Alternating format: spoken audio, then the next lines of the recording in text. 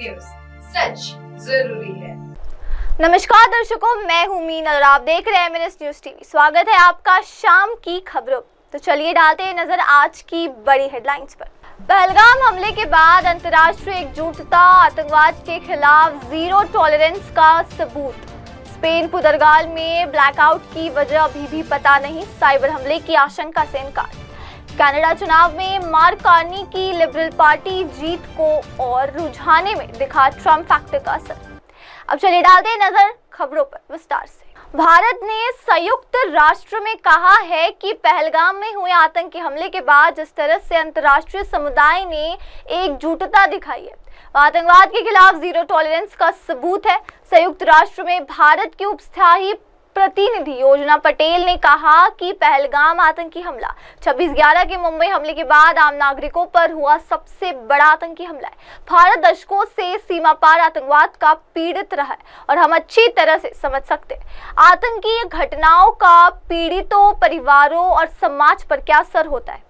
बीते हफ्ते संयुक्त राष्ट्र सुरक्षा परिषद ने भी बयान जारी कर पहलगाम आतंकी हमले की निंदा की और कहा था कि हमले के जिम्मेदारों की जवाबदेही तय की जाए और दोषियों को न्याय के कटघरे में लाया जाए। साथ ही सभी सदस्य देशों से अपील की गई थी कि वे अंतर्राष्ट्रीय नियमों और सुरक्षा परिषद प्रस्ताव के तहत सहयोग करें।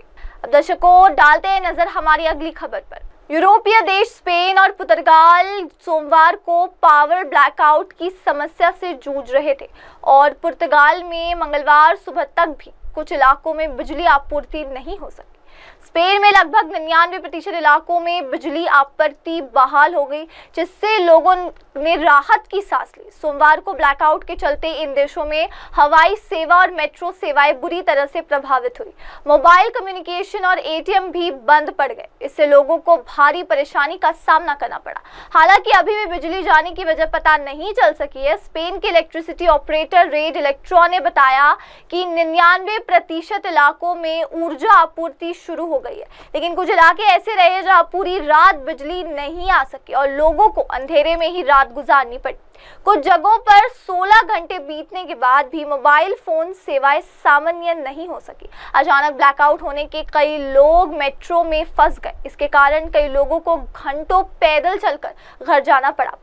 कई ट्रेन स्टेशन और एयरपोर्ट्स पर ही रात गुजारी। ब्लैकआउट के दौरान सड़कें और बाजार खाली रहे। दर्शकों, डालते हैं नजर हमारी अगली खबर पर। कनाडा आम चुनाव के लिए मतदान पूरा होने के बाद मतगणना शुरू हो गई है। शुरुआती रुझानों में पीएम मार्क कार्नी की लिबरल पार्टी जीत की ओर बढ़ रही है। रुझानों में अमेरिकी राष्ट्रपति डोनाल्ड ट्रंप की कनाडा के अमेरिका में विलय की धमकियों और टैरिफ वॉर का असर साफ नजर आ रहा है। कनाडाई ब्रॉडकास्टिंग कॉर्पोरेशन के मुताबिक लिबरल पार्टी के संसद की 343 सीटों में से कंजर्वेटिव से ज्यादा सीटें जीतने की उम्मीद है। ये स्पष्ट नहीं है कि ये लिबरल बहुमत वाली सरकार होगी या कोई अन्य अल्पमत वाली सरकार। नए अनुमानों के अनुसार लिबरल ने 23 सीटें जीती है और 85 अन्य पर आगे चल रहे। इस बीच पियरे पोलिवरे की कंजर्वेटिव ने 11 सीटें जीती और 81 अन्य पर आगे चल रहे। यवेस फ्रैंकोइस ब्लैंचेट के नेतृत्व वाली ब्लॉक क्यूबिकॉइस भी 16 सीटों पर आगे चल रही है, जबकि जगमीत सिंह की एनडीपी 3 सीटों पर आगे चल रही है। इससे पहले जब अमेरिकी राष्ट्रपति ट्रंप ने कनाडा की अर्थव्यवस्था पर हमला करना शुरू किया था तो लिबरल्स हार रहे थे। ट्रंप ने कार्यों ने कनाडाई लोगों को क्रोधित कर दिया और राष्ट्रवाद में उछाल ला लिया। इसके बाद लिबरल्स की चुनावी कहानी को पलट दिया गया और पार्टी सत्ता में लगातार चौथी बार जीतने की ओर है। अब दर्शकों, डालते हैं हमारी अगली खबर पर नजर। बैंकों ने केंद्रीय बैंक से नोटों की डिमांड की है, लेकिन अब तक सप्लाई नहीं हुई। बांग्लादेश की करेंसी टका से शेख मुजीबुर रहमान की तस्वीरें हटाने के फैसले से देश को बड़ा नुकसान उठाना पड़ रहा है।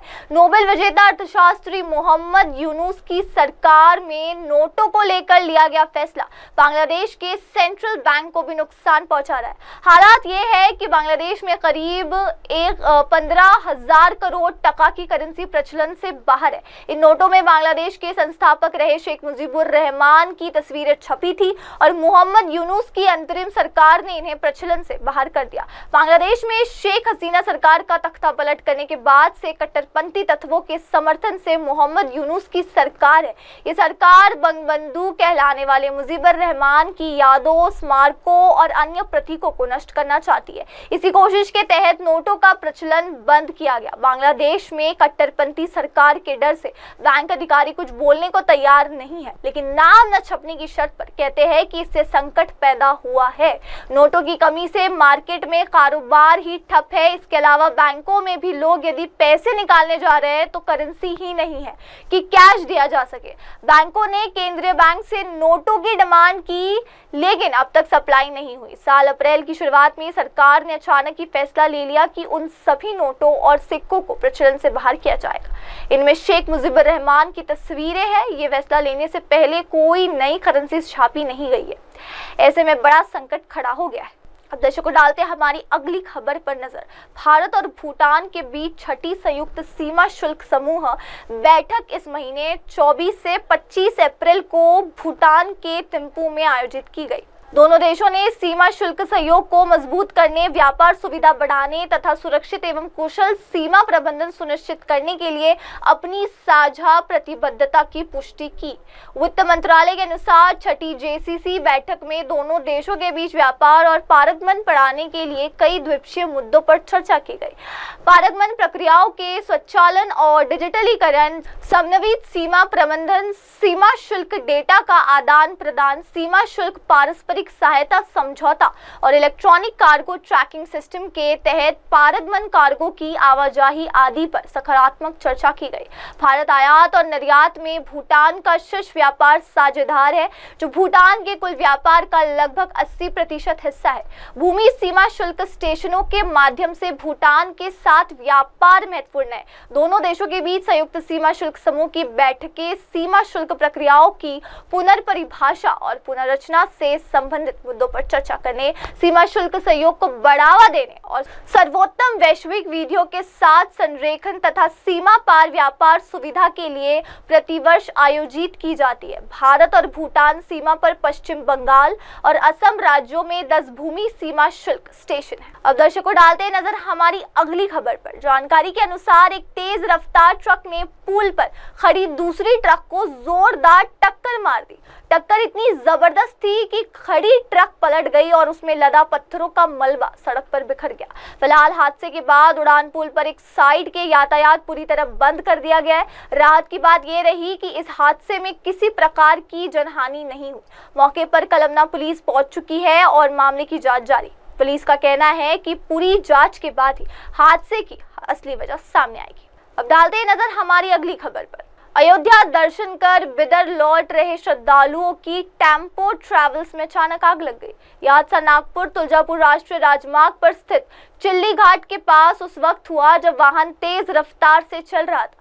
कुछ ही पलों में पूरी गाड़ी जलकर खाक हो गई। गाड़ी में कुल 15 यात्री सवार थे, जिनमें 10 पुरुष 5 महिलाएं शामिल थी। सभी यात्री कर्नाटक राज्य के निवासी है। सौभाग्यवश समय रहते सभी लोग वाहन से बाहर निकलने में सफल रहे, जिससे किसी प्रकार की जनहानि नहीं हुई। घटना के समय पास से गुजर रहे पूर्व जिला परिषद सदस्य चितांगर राव कदम ने तुरंत उमरेड खेड़ फायर में ब्रिगेड को सूचना दी, लेकिन जब तक दमकल की गाड़ी मौके पर पहुंची तब तक ट्रैवल्स पूरी तरह जल चुकी थी। इस हादसे के कारण कुछ समय के लिए राजमार्ग पर यातायात भी बाधित हुआ। आग लगने के कारणों का अभी तक पता नहीं चल पाया है और जांच जारी है। फिलहाल वक्त हो गया एक ब्रेक का। दर्शकों, ब्रेक के बाद लौटेंगे और जानेंगे दुनिया भर की तमाम खबरें। बने रहे सिर्फ हमारे साथ एमएनएस न्यूज टीवी पर। नमस्कार। आप देख रहे हैं एमएनएस न्यूज।